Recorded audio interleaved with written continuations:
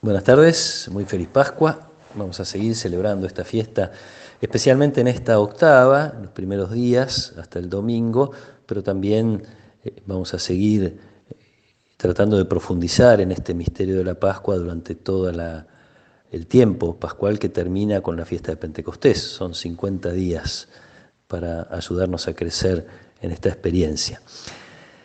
Compartimos hoy un pasaje que está en el capítulo 28 del Evangelio según San Mateo.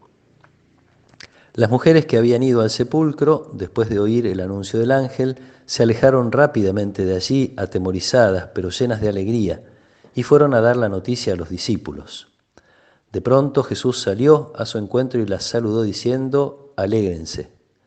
Ellas se acercaron y abrazándole los pies se postraron delante de él, y Jesús les dijo: «No teman, avisen a mis hermanos que vayan a Galilea y allí me verán». Mientras ellas se alejaban, algunos guardias fueron a la ciudad para contar a los sumos sacerdotes todo lo que había sucedido. Estos se reunieron con los ancianos y de común acuerdo dieron a los soldados una gran cantidad de dinero con esta consigna: «Digan así, sus discípulos vinieron durante la noche y robaron su cuerpo mientras dormíamos. Si el asunto llega a oídos del gobernador, nosotros nos encargaremos de apaciguarlo y de evitarles a ustedes cualquier contratiempo». Ellos recibieron el dinero y cumplieron la consigna.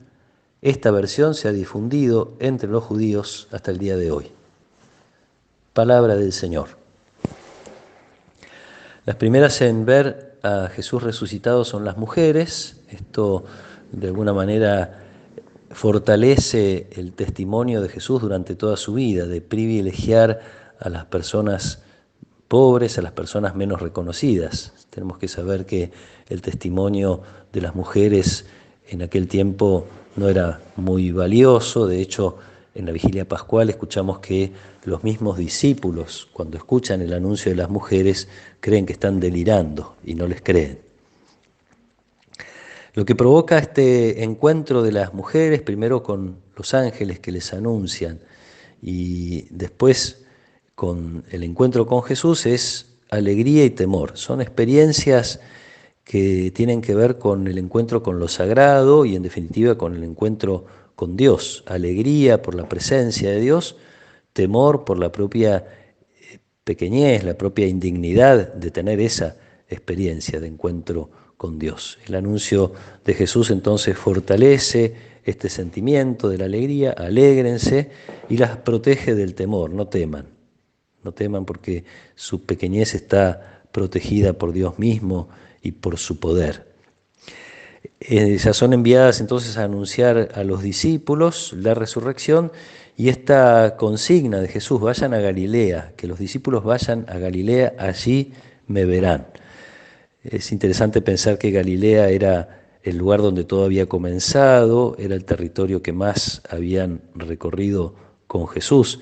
Y para los discípulos era también, para muchos de los discípulos era también el lugar de su vida diaria, de su cotidianeidad, aún antes de conocer a Jesús.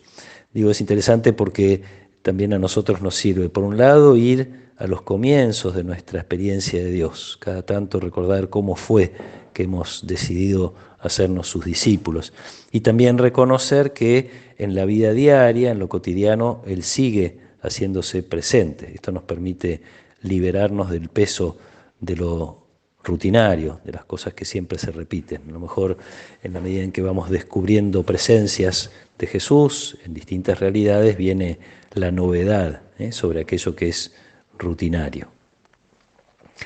Las autoridades quieren ocultar el hecho, para eso conspiran. Primero se reúnen los sacerdotes con los ancianos, después se comprometen a mediar frente al gobernador, sobornan a los soldados. Un gran esfuerzo para evitar que llegue el anuncio de la resurrección, un esfuerzo que uno puede tristemente identificar también, a veces más sutilmente que otras, pero identificar también en la sociedad en la que nos toca vivir. Intentar ocultar las cosas de Dios a veces requiere conspiraciones, por decir de alguna manera, requiere que personas de distintos ámbitos se pongan de acuerdo. Puede pasar y entonces también podemos identificar allí algo que sucede. Sin embargo, vamos a ver cómo, lo vamos a ver en todo este tiempo, hasta la fiesta de Pentecostés, cómo los discípulos, a pesar de todo eso, anuncian sin detenerse, sin parar. La primera lectura que nos va a acompañar a lo largo de todo este tiempo está tomada del libro de los Hechos de los Apóstoles, donde Lucas cuenta todo lo que sucede después de la resurrección. La experiencia personal de las mujeres y después de los discípulos de encuentro con Jesús, como vamos a ver también en los evangelios de estos días, a través de sus apariciones, sus distintas apariciones, esa experiencia personal hace que el anuncio sea imparable. Y acá creo que es algo que podemos pedirle a Dios, en la medida en que vamos experimentando que Jesús está realmente vivo, que está vivo para mí, que hay novedad en la presencia de Jesús en mi vida y sobre todo que me trae la vida de Dios, para eso murió y resucitó.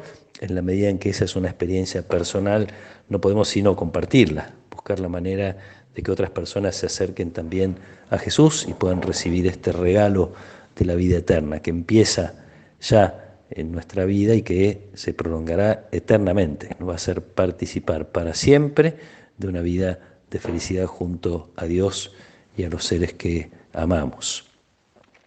Pidamos esta fortaleza de los discípulos para que podamos, a pesar de los obstáculos, a pesar de una sociedad en la cual se intenta acallar de una u otra manera la presencia de Dios, que nosotros podamos tener esta valentía de seguir siendo testigos de algo que, como digo, no podemos callar. Es un gran tesoro que tenemos, que nos llena de alegría y que nos exige de algún modo salir a compartir, a ofrecer a otros.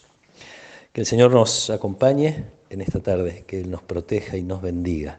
En el nombre del Padre, y del Hijo, y del Espíritu Santo. Amén.